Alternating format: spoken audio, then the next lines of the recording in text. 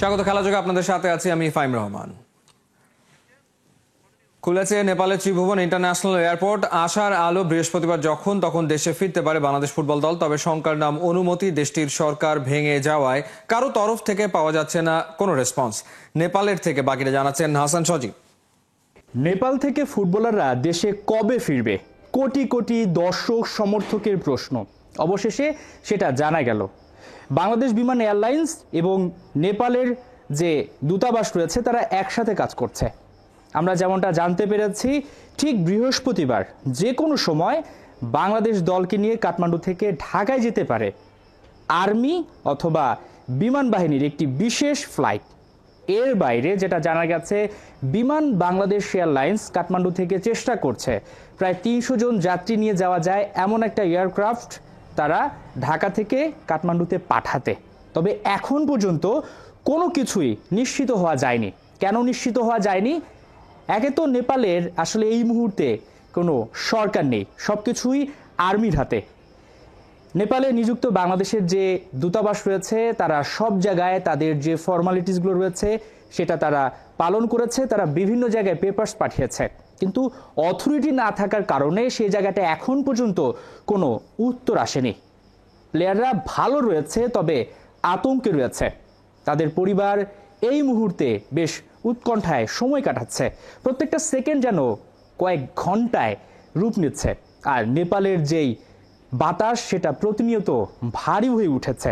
আমার পেছনে যে জায়গাটি দেখতে পাচ্ছেন থামেল, এই এরিয়াটি পর্যটকদের জন্য বেশ ভালো এবং পছন্দের শীর্ষের একটা জায়গা, কিন্তু এই সময়টায় এখানে একদমই নীরব। পর্যটকরা খুব একটা বের হচ্ছেন না। বিভিন্ন জায়গায় আর্মির চেকপোস্ট বসানো হয়েছে, তাদেরকে জবাবদিহিতার মুখে পড়তে হচ্ছে।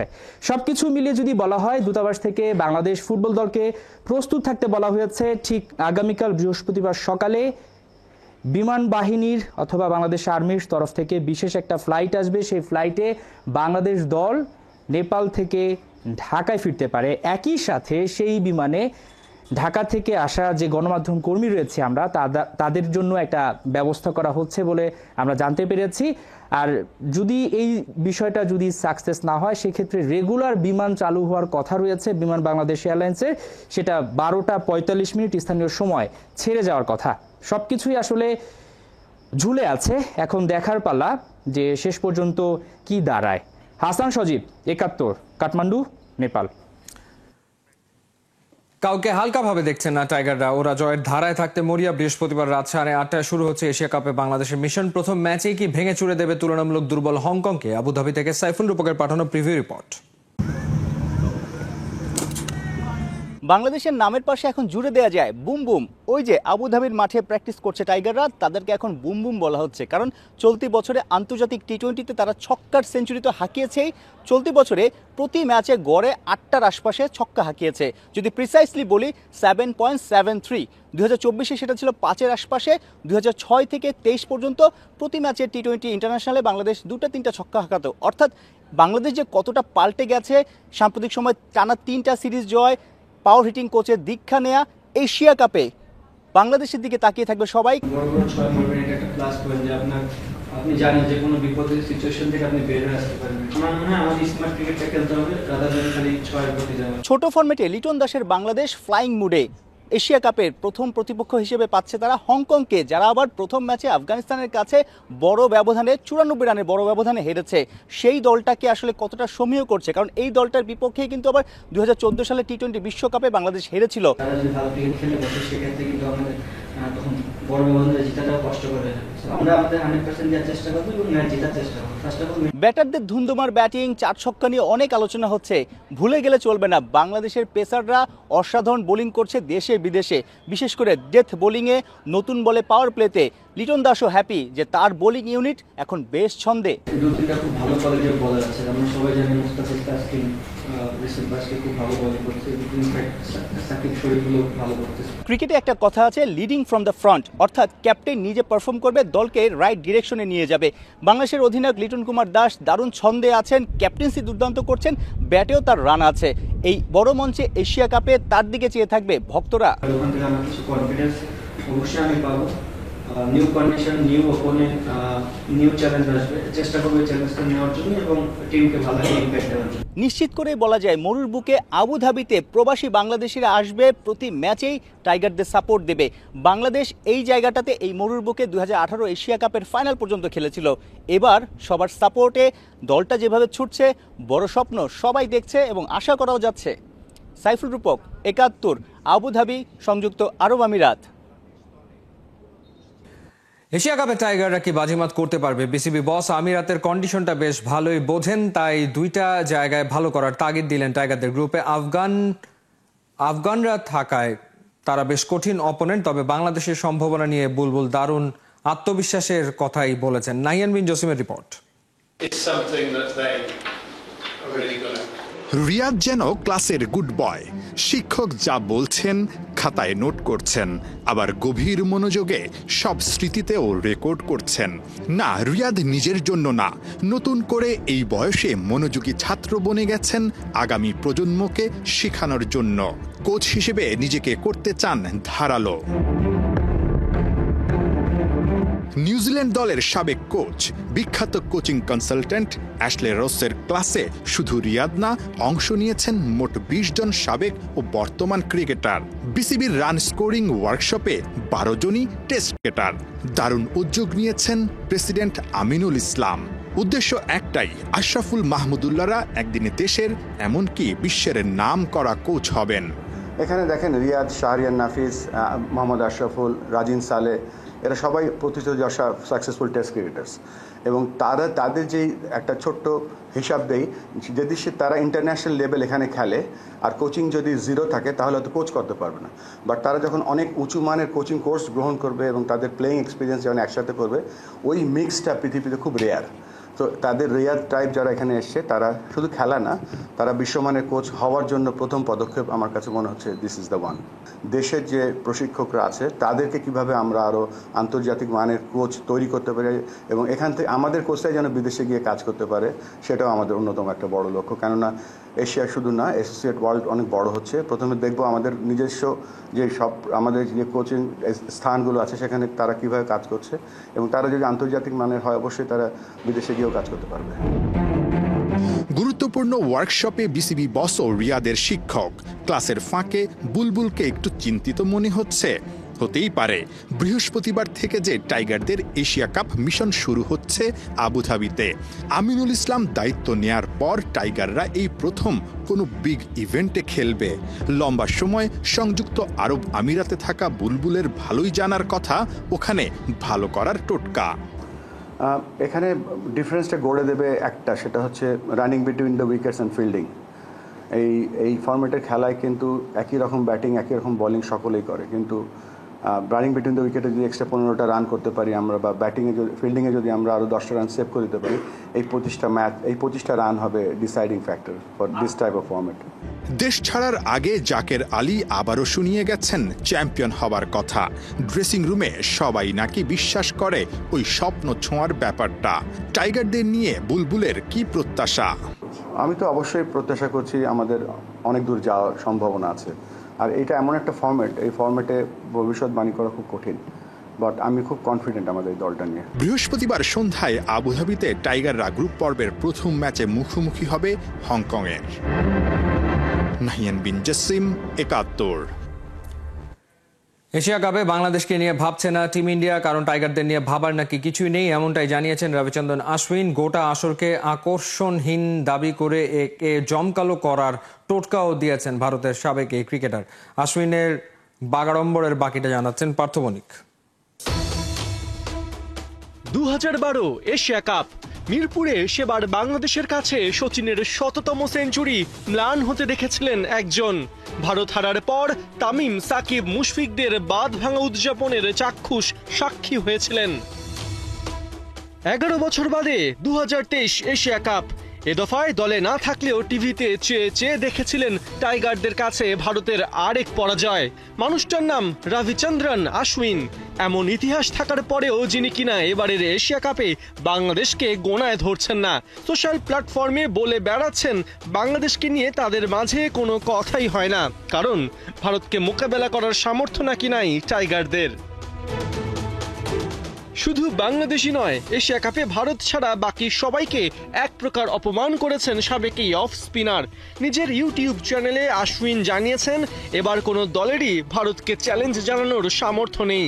এশিয়া কাপে কোনো প্রতিদ্বন্দ্বিতাই নাকি তিনি দেখছেন না। পরামর্শ দিয়েছেন এশিয়া কাপের কাঠামোগত পরিবর্তনের। আয়োজকরা এখানে সাউথ আফ্রিকাকে অন্তর্ভুক্ত করে একটা আফ্রো এশিয়া কাপ করতে পারে, তাহলে অন্তত কিছু প্রতিদ্বন্দ্বিতা বাড়বে। এমনকি কন্টেস্ট বাড়ানোর জন্য ভারতের এ দলকেও অন্তর্ভুক্ত করা যায়। আমরা বাংলাদেশকে নিয়ে কোনো কথা বলছি না, কারণ তাদের নিয়ে কথা বলার মতো কিছুই নাই। এমন দুর্বল দল কিভাবে ভারতের বিপক্ষে প্রতিদ্বন্দ্বিতা করবে? মঙ্গলবার পর্দা উঠেছে এবারের এশিয়া কাপের, যেখানে হংকংকে হারিয়ে শুভ সূচনা করেছে আফগানিস্তান। এই আফগানদের নিয়েও আশ্বিন নিজের অ্যালার্জিক মনোভাব প্রকাশ করেছেন। গেল টি-20 বিশ্বকাপের পর 20টা টি-20-র 16টাই জিতেছে ভারত। এমন দলের বিপক্ষে রাশিদদের কোনো চান্সই দেখছেন না আশ্বিন। দেখুন, আফগানিস্তানের সো কল্ড বোলিং থ্রেটের বিপক্ষে ভারত যদি ভালো ব্যাটিং করে এবং 170-এর উপর রান বোর্ডে তোলে, তাহলে তাদের কে এই রান চেস করার সামর্থ্য রাখে? এটা প্রায় অসম্ভব। শুধু প্রতিপক্ষ দলই না, এশিয়া কাপের ইম্পর্টেন্স নিয়েই প্রশ্ন তুলে দিয়েছেন ভারতের সাবেক এই ক্রিকেটার। তার মতে এটা 2026 বিশ্বকাপের পর্দা উন্মোচক নয়, বরং এটা নিজেই একটা পর্দা। এশিয়া কাপ কোনোভাবেই বিশ্বকাপের মানদণ্ড হতে পারে না। অবশ্য এশিয়া কাপের উত্তেজনা ও প্রতিদ্বন্দ্বিতা বাড়াতে এবার একজন আপসেট উইনার চাচ্ছেন রবিচন্দ্রন অশ্বিন। হুটহাট বাগাড়ম্বরের জন্য আশ্বিনের খ্যাতি বেশ পুরনো। দেখার বিষয়, এশিয়া কাপে যদি এবার সুযোগ মেলে, তবে তৃতীয় দফায় ভারতকে হারাতে পারে কিনা লিটনরা। পার্থ বণিক, ৭১। ডিসেম্বরে ভারতে আসছেন লিওনেল মেসি। 3 দিনের সফরে সেলিব্রিটি প্রদর্শনী ম্যাচও খেলবেন LM10। সেই ম্যাচে যুক্ত থাকতে পারেন সাকিব আল হাসান। ও দেশের ক্রিকেট ফুটবল ভক্তদের এক্সাইটমেন্ট বাড়ানোর মতো এমন খবরই দিয়েছেন শতদ্রু দত্ত। লাতিন বাংলাকে দেওয়া এক সাক্ষাৎকারে মেসিকে আনার পরিকল্পনার কথা জানান এই ক্রীড়া উদ্যোক্তা। মেসিকে নিয়ে আসছি 13, 14, 15 কলকাতা, দিল্লি, মুম্বাইতে। লিওনেল মেসি অনেক বছর পরে আসছে কলকাতাতে, তাই আমি চেষ্টা করছি যাতে বাংলাদেশের কিছু ফ্যান্সরা যাতে কলকাতাতে যদি একটা কোনো মিট অ্যান্ড গ্রিট করতে পারে। তো আমি চেষ্টা করছি সাকিবুল হাসানকে কলকাতার ইভেন্টটাতে নিয়ে আসতে এবং মেসির সঙ্গে মিট করাতে, এবং সেলিব্রিটি ম্যাচটাতে যদি একটুখানি ওনাকেও খেলানো যায়। ফুটবলও ভালো খেলে। সাকিবের এই জিনিসটা একটা বড় ব্যাপার, বিকজ সাকিবের আমিও fan. Shakib Calcutta Knight Riders খেলেছিল। লাতিন ফুটবল সমর্থকদের জন্য মন খারাপের একদিন কাটলো। শেষ ভালো যার সব ভালো তার, কিন্তু ওয়ার্ল্ড কাপ কোয়ালিফায়ারের ম্যাচে শেষটা একদম ভালো হলো না। ব্রাজিল আর আর্জেন্টিনা হেরেছে 2 সাউথ আমেরিকান প্রতিবেশী। বলিভিয়ার মাঠ থেকে 1-0 গোলে হেরে ফিরেছে সেলেসাওরা। আর মেসিবিহীন আর্জেন্টিনার হার ইকুয়েডরের বিপক্ষে ওই একই ব্যবধানে। খালিদ জামিলের রিপোর্টে বিস্তারিত। আমেরিকা, মেক্সিকো, কানাডার আয়োজনে পরের ফিফা বিশ্বকাপের বাকি এখনো বেশ কয়েক মাস, কিন্তু একটু আগে ভাগেই সেই ওয়ার্ল্ড কাপের প্রথম ম্যাচে সাসপেন্ডেড হয়ে গেলেন সেন্টার ব্যাক নিকোলাস ওতামেন্দি। যেহেতু ইকুয়েডরের বিপক্ষে লাল কার্ড দেখেছেন তিনি, এবং এটাই ছিল কোয়ালিফায়ার রাউন্ডের শেষ ম্যাচ, তাই রুলস ইজ রুলস। বিশ্বকাপের প্রথম ম্যাচে তিনি সাসপেন্ডেড। এমনকি সেই আসর শুরুর আগেই ফিনালিসিমার ম্যাচ পড়লেও ওই বিশ্বকাপের পয়লা ম্যাচ খেলা হচ্ছে না তার। ব্যাপারটা লিওনেল স্কালোনির জন্য বড়সড় সেটব্যাক। একে তো মেসিকে ছাড়া খাবি খেয়েছে আর্জেন্টিনা, ম্যাচটা ইকুয়েডরের মাঠে হেরেই বসেছে। তার উপর ওয়ার্ল্ড কাপে তার দলের উপর নেমে এসেছে সাসপেনশনের খড়গ। ওদিকে মেসিও বলছেন সামনের বিশ্বকাপ খেলবেন কিনা নিশ্চিত করে বলতে পারছেন না একদম। বাছাই পর্বের গেল ম্যাচে ভেনেজুয়েলার বিপক্ষে মেসি ছিলেন প্লেমেকারের ভূমিকায়। নিজে তো এক গোল করেছেনই, সেই সাথে সুযোগ তৈরি করেছেন বেশ কিছু। ঘরের মাঠে নিজের সম্ভাব্য শেষ ম্যাচে দলকে এনে দিয়েছেন 3-0 গোলের জয়। সেই তুলনায় আলবি সেলেস্তেদের অ্যাটাকিং থার্ডকে ধারহীন মনে হয়েছে ইকুয়েডরের বিপক্ষে। স্বাগতিকদের হয়ে ম্যাচের একমাত্র গোলটি করেন ইনার ভ্যালেন্সিয়া, সেটা আর শোধ করতে পারেনি বর্তমান বিশ্ব চ্যাম্পিয়নরা। এসব কাণ্ড অবশ্য আর্জেন্টিনার সাথে যাচ্ছে না মোটেও, কারণ 2023 সালের এপ্রিল থেকে তারা ফিফা র্যাঙ্কিংয়ের শীর্ষস্থানটা ধরে রেখেছে। এর পেছনে অবশ্য শক্ত প্রভাব আছে 2022-এর ফিফা ওয়ার্ল্ড কাপ জয়, 2021 ও 24 সালের কোপা আমেরিকার শিরোপা জয়ের। কিন্তু হতাশার খবর, ইকুয়েডরের কাছে হারায় র্যাঙ্কিংয়ের শীর্ষ অবস্থানটা শিগগিরই হারাতে যাচ্ছে ওরা। কারণ একে তো আর্জেন্টিনার ঘাড়ে নিঃশ্বাস ফেলছে স্পেন, তাছাড়া 2025 সালে আর কোনো অফিসিয়াল ম্যাচ নেই আর্জেন্টিনার। অক্টোবর নভেম্বরে ফিফা উইন্ডোতে প্রীতি ম্যাচ খেললেও সেটা রেটিং পয়েন্টে খুব একটা প্রভাব ফেলবে না। এদিকে প্রতিবেশীর সাথে যেন স্কোর মেলানোর খেলায় মেতেছে ব্রাজিলিয়ানরা। আগের ম্যাচেও ঘরের মাঠে মারাকানায় ৩-০ ব্যবধানে জিতেছিল সেলেসাওরা। আর্জেন্টিনাও একই ব্যবধানে একই দিন জেতে ভেনেজুয়েলার বিপক্ষে। তবে বুধবারের ম্যাচে ব্রাজিল হারায় লাভের লাভ হয়েছে বলিভিয়ার। সেলেসাওদের বিপক্ষে তাদের জয়, আবার ওদিকে কলম্বিয়া ভেনেজুয়েলাকে হারিয়ে দেয় বলিভিয়া নিশ্চিত করে ফেলেছে কনফেডারেশন প্লে অফ। মার্চের ইন্টারন্যাশনাল উইন্ডোতে 6 দল নিয়ে হবে প্লে অফ। সেখানেই নির্ধারিত হবে কাদের কপালে জুটছে 2026 বিশ্বকাপের শেষ 2 স্পটের জায়গা। বলিভিয়া সেই বাধা টপকাতে পারলে নিজেদের ইতিহাসে চতুর্থবার এবং 1994 সালের পর প্রথম যাবে বিশ্বকাপ খেলতে।